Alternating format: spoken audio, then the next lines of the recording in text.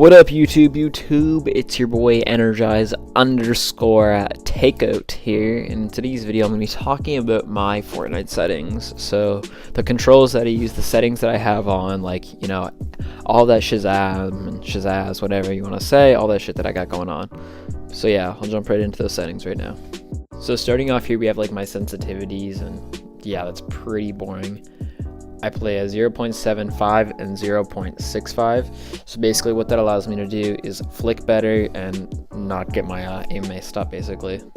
I don't know, it's just what I feel most comfortable with. I'd recommend trying a split sensitivity, so that means having your Y sensitivity a 0.1 lower than your X sensitivity. It helps me out a lot personally. And then for my building sensitivity, a lot of people don't know this, but your building sensitivity is actually a multiplier of your regular sensitivity. So that 1.3 is basically 0.75 times 1.3. So my building sensitivity is, yeah, 1.375, what I feel most comfortable with and what I can do my most consistent 90s and edits with. So for my next few settings here, I'm just going to throw up some pictures on the screen, the background music. I don't need to talk too much about them, they're pretty self-explanatory.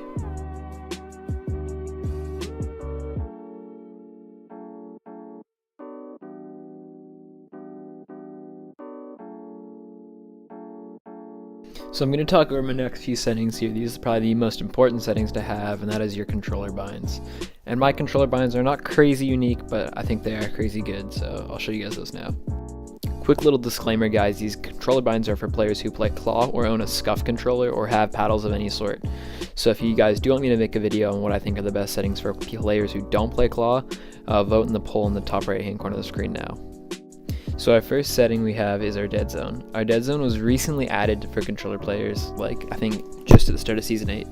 So basically what your Deadzone is that little blue circle in the middle. Anytime your stick leaves that blue circle, your character will move through that blue circle, like it'll start to move. So if you make that blue circle absolutely massive, your controller won't register an input until it leaves that little blue circle. So I'd recommend having that low if you want to have good aim. So this is where your settings will truly start to get unique. So with my settings, you'll notice L is my pickaxe. You know, typically if you're playing off Stock Builder Pro, or if you've never changed your settings, L would be your sprint or sprint by default. But if you'll notice my settings earlier, I have sprint by default on, so I automatically sprint. And if you don't have sprint by default on in 2019, I hate to break it to you, but you're a soy boy. So basically, put that shit on and make L your pickaxe so you can whip out your pickaxe whenever you want. Starting with my next weird settings, we have triangle as build. So since you switched that pickaxe over, you've got triangle as an open key. And it's 2019, if you're not instant editing, you are falling behind the competition. So make triangle your edit so you can get a fast edit off, and make circle your switch mode so you can pop off switches very fast. I'm pretty sure it's standard now to have your right joystick as crouch, so I'm not going to touch on that and why it's important. But crouch shotting, depending on whether you use it or not, could be useful. So the next settings we have here are build settings. My build settings, absolutely the same as my combat settings, basically. I just use basic Builder Pro, things like L2 as stairs, L1 as roof, you know, that, whatever. It's basically the same. The only difference is I have triangle as my edit still.